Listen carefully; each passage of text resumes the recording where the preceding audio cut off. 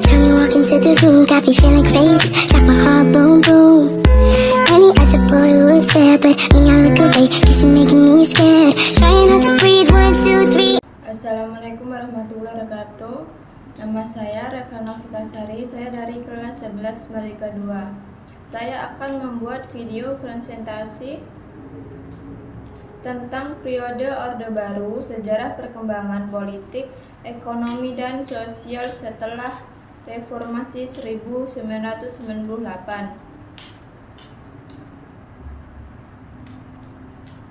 Orde Baru 1996 sampai 1998 setelah peristiwa G30S atau PKI tahun 1965, Indonesia mengalami krisis politik dan ekonomi yang cukup parah.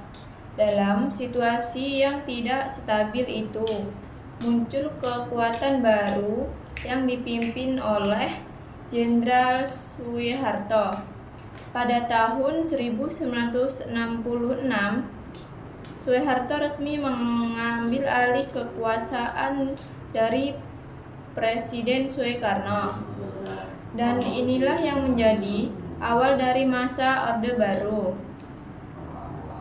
Pemerintah Orde Baru fokus pada stabilitas politik dan pembangunan ekonomi. Namun, stabilitas itu dibangun di atas sistem yang sangat statistik dan otoriter.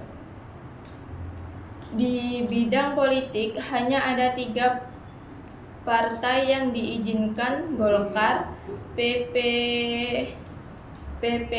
dan PDL. Pada kenyataannya, Golkar selalu menang karena didukung penuh oleh negara.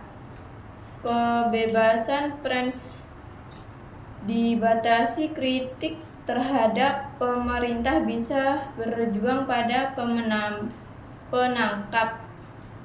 Di bidang ekonomi, Orde Baru menerapkan program pembangunan jangka panjang yang disebut Reperita atau Rencana Pembangunan 5 tahun. Fokus utama adalah pertanian, industri, dan infrastruktur. Indonesia sempat mengalami pertumbuhan ekonomi yang tinggi, terutama karena ekspor minyak dan gas. Namun, sayangnya pertumbuhan ekonomi ini tidak lepas dari korupsi, kolusi, dan nepotisme atau KKN. Banyak proyek besar dikuasai oleh kroni-kroni Soeharto dan keluarganya. Di sisi sosial, pemerintah memaksa semua organisasi untuk menjadikan Pancasila sebagai asas tunggal. Kebebasan masyarakat dibatasi dan di militer memiliki peran besar tidak hanya dibanding keamanan tetapi juga di pemerintah sipil. Reformasi 1998 dan setelahnya. Pada akhir tahun 1997, krisis moneter Asia menghantam Indonesia. Nilai rupiah jatuh, harga-harga melambung tinggi, dan pengarunan meningkat drastis. Di situasi ini memicu kemarahan rakyat, terutama mahasiswa yang menuntut reformasi total. Akhirnya 21 Mei 1998 Soeharto menyatakan mundur dari jabatannya. Inilah awal dari era reformasi. Di bidang politik, reformasi membawa perubahan besar di pemilu menjadi lebih terbuka dan demokratis. Sejak tahun 2004, rakyat Indonesia bisa memilih periode secara langsung. pemerintah daerah juga mendapatkan otonomi. Artinya, mereka bisa mengatur daerahnya sendiri tanpa selalu bergantung pada pusat. Kebebasan pers mulai dijamin, banyak media independen bermuncul, rakyat bebas menyampaikan kritik bahkan melalui media sosial. Untuk memberantas korupsi, pemerintah membentuk Komisi Pemberantasan Korupsi atau KPK pada tahun 2002. Di bidang ekonomi, meskipun sempat terpuruk, Indonesia perlahan bangkit.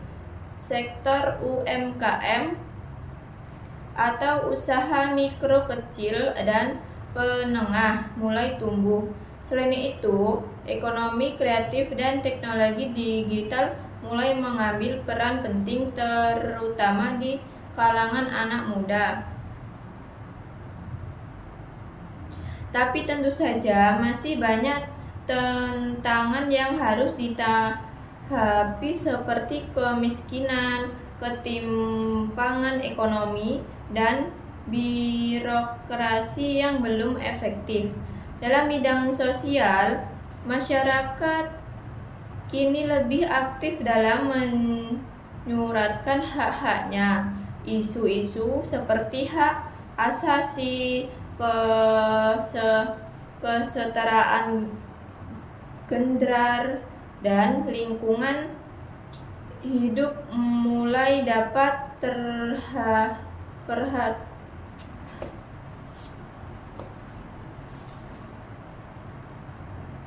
Dalam bidang sosial, masyarakat kini lebih aktif dalam menyalurkan hak-haknya.